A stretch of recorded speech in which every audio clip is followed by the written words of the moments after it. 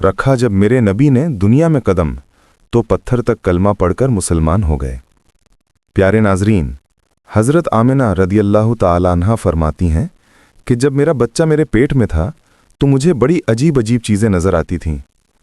अगर मैं घर से बाहर निकलती तो एक बादल का साया मेरे ऊपर आ जाता और मुझे धूप बिल्कुल महसूस न होती। अगर मैं पानी भरने के लिए जमजम के कुएं की तरफ जाती तो रास्ते के पेड़ अपनी टहनियाँ मेरे सामने झुका देते हैं, जैसे मुझे सलाम कर रहे हों। मैं हैरान होती कि ये सब सिर्फ मेरे साथ ही क्यों हो रहा है। जब मैं जमजम के कुएं के पास पहुंचती तो नीचे का पानी अपने आप ऊपर आ जाता और बिल्कुल मुंडेर तक भर उठता। फिर मैं अपने हाथों से ही बाल्टी पकड़कर पानी निकाल लेती। मक्का की औरतें मुझे कुएं के पास रोक लेती और जाने न देती। वो कहती, ए आमना, तुम थोड़ी देर और यहीं खड़ी रहो, वरना तुम्हारे जाने से पानी वापस नीचे चला जाएगा और हमें पानी भरने में बहुत मुश्किल होगी। इसी तरह हज़रत आमिना रदियल्लाहु ताला अन्हा फरमाती हैं कि मैं सुना करती थी कि जब बच्चा पेट में होता है तो माँ को बहुत तकलीफ़ें झेलनी पड़ती हैं। कभी हाथ पाँव में दर्द, कभी सर दर्द, कभी उल्टी, कभी बुखार और कभी चिड़चिड़ापन। ये सारी बातें सुनकर मैं सोचती कि अजीब है, मुझे तो पूरे 9 महीनों में कोई तकलीफ नहीं हुई। यहाँ तक कि जब तक मेरा बच्चा पेट में रहा मुझे सर दर्द तक न हुआ। हज़रत आमना को अजीब अजीब ख्वाब भी आते थे। वो फरमाती हैं कि जब मैं रात को सोती तो मुझे ख्वाब आता कि मेरे जिस्म के अंदर से एक नूर निकला है और उसने पूरी दुनिया को रोशन कर दिया है। ये सब देखकर मुझे यकीन हो चुका था कि मेरे पेट में जो बच्चा है वो यकीनन कोई आम इंसान नहीं। पैगंबर हज़रत मोहम्मद मुस्तफ़ा सल्लल्लाहु अलैहि वसल्लम जब अपनी माँ हज़रत आमना रदियल्लाहु ताला अन्हा के पेट में थे तो एक रोज़ आपकी दादी ने आपके दादा को इशारे से बुलाया और कहा, आपको मालूम है ये बहू आमना बहुत महंगा इत्र लगाती है। मैं तो परेशान हो चुकी हूँ, आप ज़रा आमना से इस बारे में पूछिए। ये सुनकर आपके दादा ने कहा, इस बारे में तू ही पूछ लेती, तूने क्यों नहीं पूछा?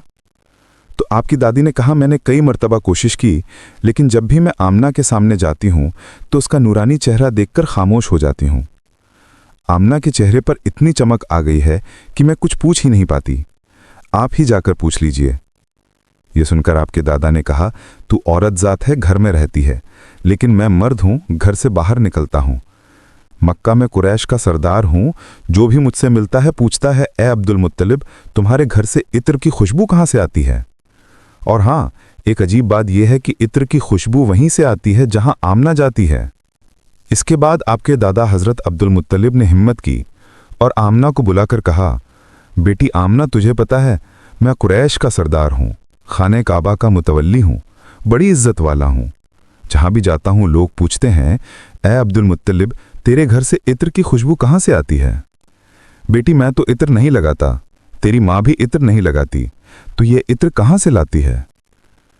ये सुनकर हज़रत आमना की आंखों में आंसू आ गए और वो बोली, अब्बा जान, मैं आपको क्या बताऊं, मैंने सारी ज़िंदगी कभी कोई इत्र नहीं लगाया, मुझे अच्छे और बुरे इत्र की पहचान भी नहीं, मैंने आज तक किसी इत्र वाले से इत्र नहीं खरीदा। मगर अब्बा जान, मैं आपको एक राज की बात बताती हूँ। फिर हज़रत आमना ने अपने पेट पर हाथ रखा और कहा, अब्बा जान, ये सब इस आने वाले मेहमान की बरकत है, आपने तो सिर्फ खुशबू महसूस की है, अगर मैं आपको और बातें बता दूं तो आप मुझे दीवानी कहेंगे। ये सूरज कई बार मुझे सलाम करता है, ये चांद कई बार मुझे सलाम करता है, और यही नहीं, जब मैं सोती हूं तो ऐसी ऐसी औरतें मेरे सामने खड़ी होती हैं जिन्हें ना मैंने कभी देखा और ना आपने। वो औरतें मेरे ऊपर हवा करती हैं। दुआएं और इंतज़ार। हुजूर सल्लल्लाहु अलैहि वसल्लम के दादा हज़रत अब्दुल मुत्तलिब दिन रात काबे के पास जाकर काबे का गिलाफ पकड़कर रोकर दुआ करते, या अल्लाह, मेरा बेटा अब्दुल्ला इस दुनिया में नहीं रहा, मगर इसके घर एक बच्चे की पैदाइश होने वाली है। या अल्लाह, इस बच्चे की हिफाजत फरमा और मेरे अब्दुल्ला की नस्ल बाकी रखना। हुजूर सल्लल्लाहु अलैहि वसल्लम के सारे चाचा इसी इंतज़ार में रहते थे कि उनके भाई अब्दुल्ला के घर बच्चा कब पैदा होगा। यहूदियों की किताब तौरात में लिखा हुआ था कि जब आखिरी नबी आने वाले होंगे तो उनकी पैदाइश से 10 दिन पहले आसमान पर एक लाल सितारा चमकेगा। जब हुजूर सल्लल्लाहु अलैहि वसल्लम की पैदाइश में 10 दिन बाकी थे तो आसमान पर वही लाल सितारा निकल आया। इसे देखकर यहूदियों में खलबली मच गई। रात गहरा चुकी थी। हज़रत आमना रज़ियल्लाहु ताला अन्हा के पेट में हल्का सा दर्द उठा। उन्हें महसूस हुआ शायद आज मेरे बच्चे की पैदाइश होने वाली है। उन्होंने हज़रत अब्दुल मुत्तलिब को ये खबर दी।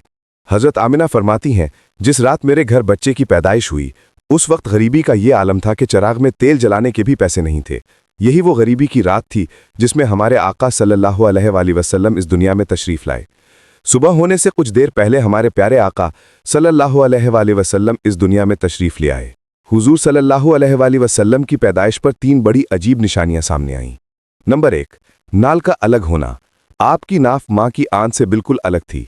नंबर 2, पाकीज़गी। आपके साथ निजासत का एक कतरा भी नहीं निकला। नंबर 3, खतना। आपका खतना माँ के पेट के अंदर ही हो चुका था।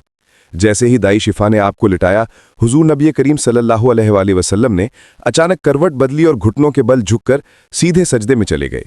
हुजूर नबी करीम सल्लल्लाहु अलैहि वसल्लम पूरे 15 मिनट तक सजदे में रहे। फिर आपने सर उठाकर आसमान की तरफ उंगली से इशारा किया और सारी दुनिया को बता दिया, ऐ लोगो, इस दुनिया को पैदा करने वाली ज़ात सिर्फ अल्लाह की है। हज़रत अब्दुल मुत्तलिब ने काबा का गिलाफ पकड़कर अपने पोते के लिए दुआएं मांगी और फिर इसका नाम रखा मोहम्मद। मोहम्मद का मतलब है वो इंसान जिसकी बहुत ज़्यादा तारीफ की जाए।